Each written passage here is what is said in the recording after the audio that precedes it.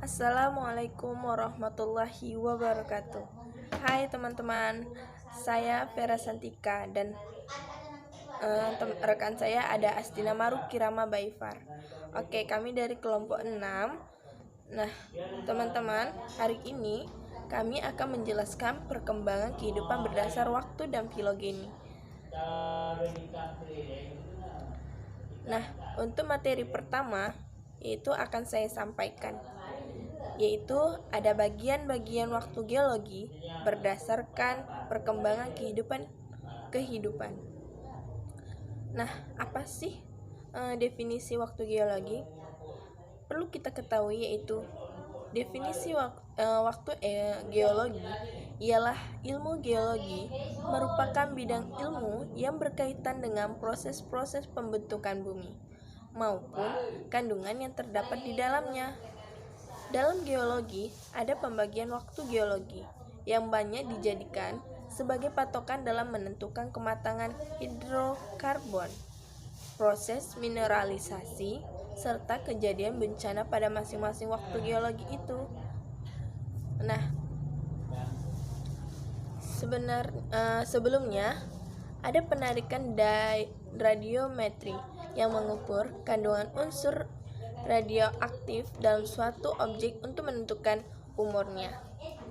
Para ilmuwan memperkirakan umur bumi berkisaran dari 4.000 tahun hingga ratusan juta tahun. Nah, teman-teman, berdasarkan waktu geologi terdapat zaman prasejarah. Nah, yaitu ada zaman Archeum atau zaman tertua, yang kemudian ada zaman Paleozoikum atau zaman hidup tua, kemudian ada zaman Mesozoikum yaitu zaman hidup pertengahan, dan zaman Neozoikum atau zaman hidup baru. Nah, teman-teman, di zaman Archeum itu merupakan zaman awal pembentukan bumi dari inti bumi sampai kulit bumi. Kondisi saat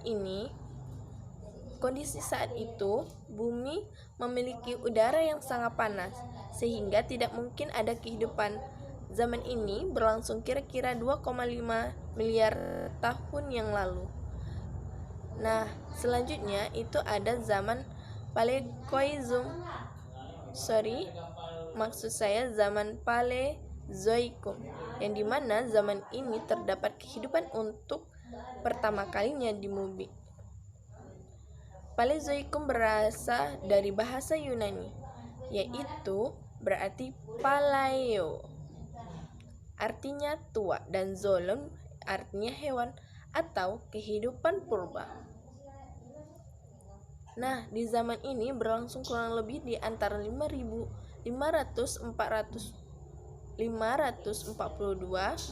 sampai 251 juta tahun yang lalu. Wow.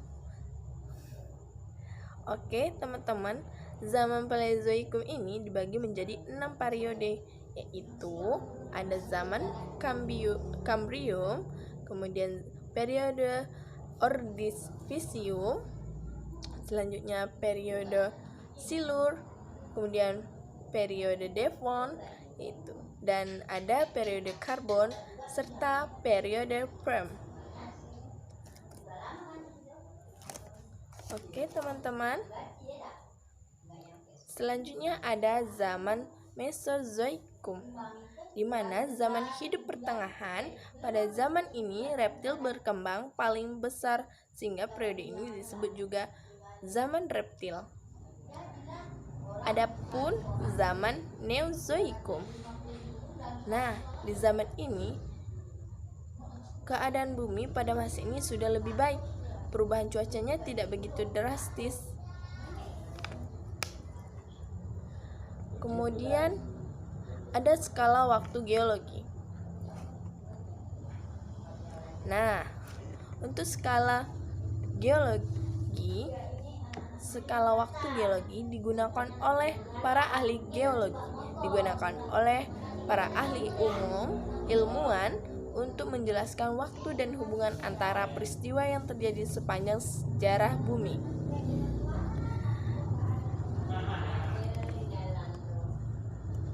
Perubahan ini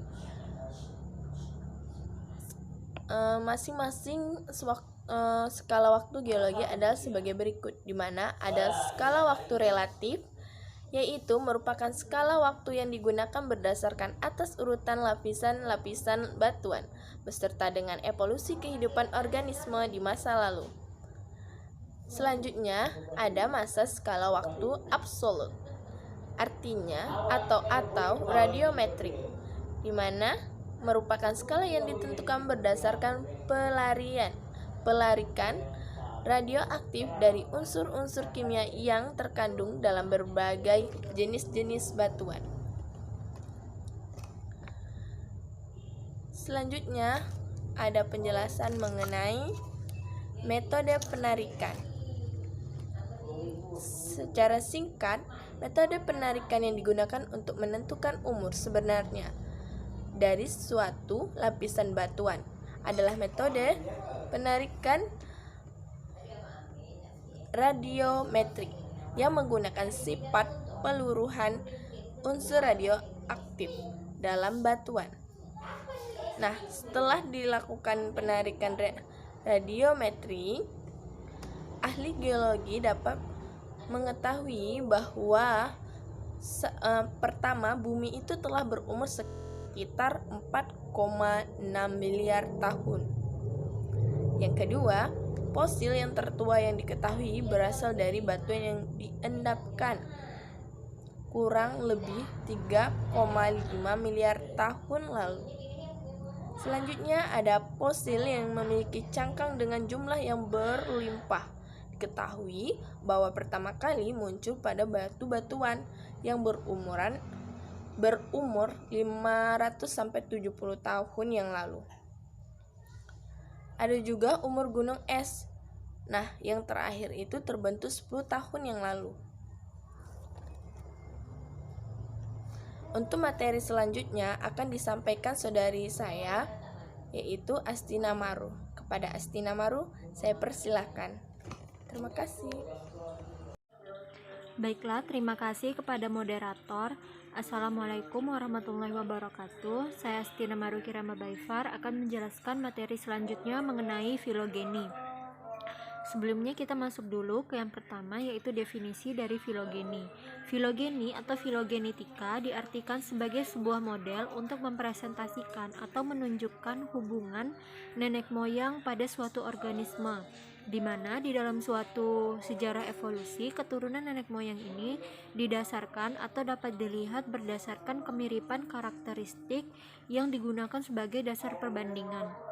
Selain itu juga, kemiripan ini dapat dilihat dari morfologi dan juga DNA pada suatu organisme. Filogeni sendiri sangat penting dipelajari dalam proses evolusi dan juga penyusunan taksonomi. Selanjutnya yang kedua ada klasifikasi dari filogeni. Nah, pada dasarnya setiap organisme itu dikelompokkan bersama-sama apabila pada organisme tersebut terlihat adanya kemiripan yang sama atau memiliki karakteristik fisik ataupun juga karakteristik gen yang sama. Dalam filogeni sendiri, untuk mengelompokkan suatu organisme itu digunakan sebuah metode, yaitu metode clade.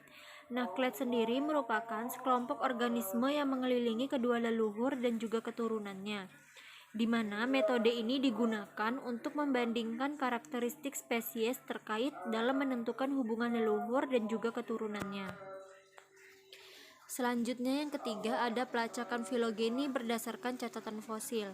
Di dalam melacak filogeni atau di dalam proses penemuan melacak filogeni itu digunakan beberapa pendekatan catatan fosil.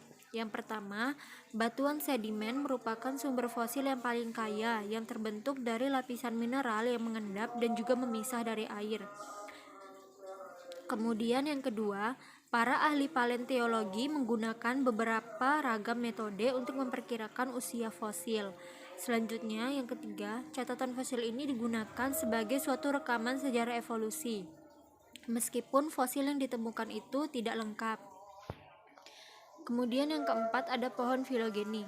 Pohon filogeni atau pohon evolusi itu merupakan suatu genealogi kemungkinan hubungan evolusioner di antara kelompok-kelompok taksonomi, atau bisa dikatakan sebagai sebuah diagram percabangan ataupun pohon yang menunjukkan antara hubungan kekerabatan pada berbagai spesies atau makhluk hidup berdasarkan kemiripan dan juga perbedaan karakteristik yang dimiliki organisme tersebut. Nah, dalam pohon filogeni terdapat konsep sifat untuk membentuk suatu pohon filogeni. Yang pertama, simplesiomorfi. Simplesiomorfi adalah sifat yang dibagi oleh dua atau lebih taksa, tetapi juga ditemukan pada taksa nenek moyang yang sebelumnya. Yang kedua ada homoplasi. Nah, homoplasi ini adalah suatu sifat yang dibagi oleh dua atau lebih taksa, tetapi tidak dimiliki oleh nenek moyang yang paling terakhir yang dimilikinya. Yang ketiga ada sinapomorfi. Sinapomorfi.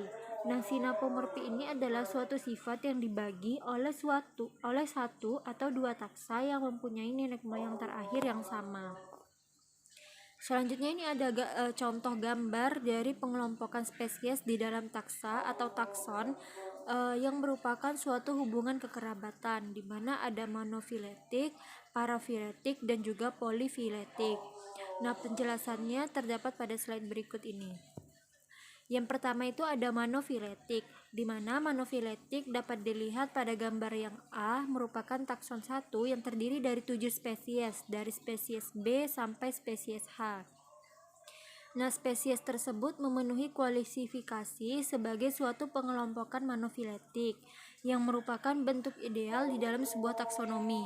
Takson tersebut meliputi semua spesies terutama dan juga nenek moyang bersama yang paling dekat, yaitu spesies B. Kemudian yang kedua itu adalah gambar B, yaitu polifiletik. Polifiletik sendiri merupakan gambar dari takson 2, di mana sebuah subkelompok di dalam takson 1. Jadi takson 2 ini adalah anakan dari takson 1, yaitu mulai dari spesies E sampai G, dan diturunkan dari dua nenek moyang yang paling dekat, yaitu spesies C dan F. Nah, yang ketiga itu atau gambar yang C itu merupakan parafiletik. Parafiletik ini adalah takson 3 yang dimana spesies A dimasukkan tanpa menggabungkan semua keturunan dari nenek moyangnya. Selanjutnya ini adalah gambar kedua, contoh dari filogeni pada protista, di mana awal mulanya itu adalah protista yang berkembang atau yang dikelompokkan menjadi fungi. Selanjutnya ada tumbuhan multisel, alga, lumut hati, gymnospermae, tumbuhan berbunga, kemudian dikotil monokotil. Nah, klasifikasi atau filogeni ini didasarkan pada jauh dekatnya hubungan kekerabatan antara suatu organisme dengan melihat dari ciri morfologinya, struktur anatominya, fisiologinya, dan juga etologinya, di mana suatu filogeni itu merupakan hubungan kekerabatan antara sebuah organisme berdasarkan proses evolusi. Selanjutnya yang ketiga ada gambar dari filogeni pada hewan karnivora. Nah, di mana pada gambar ini menunjukkan adanya kemungkinan kedekatan genealogis di antara beberapa taksa yang berada di bawah ordo karnivora, di mana karnivora ini merupakan cabang dari kelas mamalia. Selain itu juga, posisi cabang pohon menandakan umur relatif divergensi evolusioner pada spesies taksa yang paling terakhir diturunkan, berada pada cabang paling atas pada pohon filogeni. Baiklah, hanya ini yang dapat saya sampaikan mengenai materi filogeni. Selanjutnya saya akan kembalikan kepada moderator. Wassalamualaikum warahmatullahi wabarakatuh. Terima kasih saya ucapkan kepada saudari Astina Marukirama Baifar yang telah menyampaikan materinya.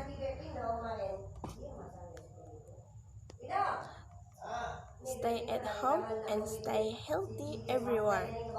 Terima kasih. Saya ucapkan wabillahi taufiq wal hidayah. Wassalamualaikum warahmatullahi wabarakatuh.